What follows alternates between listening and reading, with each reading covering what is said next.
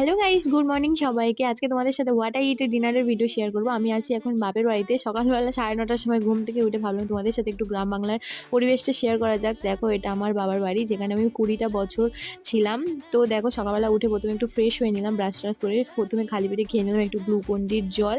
কদিন পরে একটু শরীরটা গরম হচ্ছে, সেই জন্য ভাবলাম চলো একটু গ্লুকন্ডির জল খাওয়া যাক। তারপরে খেয়েছিলাম একটু ডিম সিদ্ধ, যেহেতু মা বাড়িতে ছিল না, আমি এই ডিমটা সিদ্ধ করে খেয়ে নিয়েছিলাম।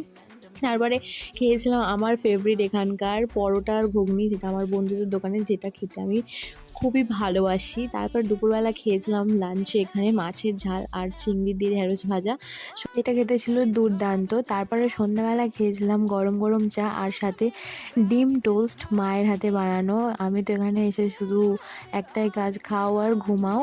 তারপরে কিছুক্ষণ পরে খেয়েছিলাম একটা চিপস, আর রাতে মা করেছিল লুচি আর ডিমের তরকারি, সেটা খেয়ে আজকের সব খাওয়া দাওয়া শেষ করলাম। টাটা।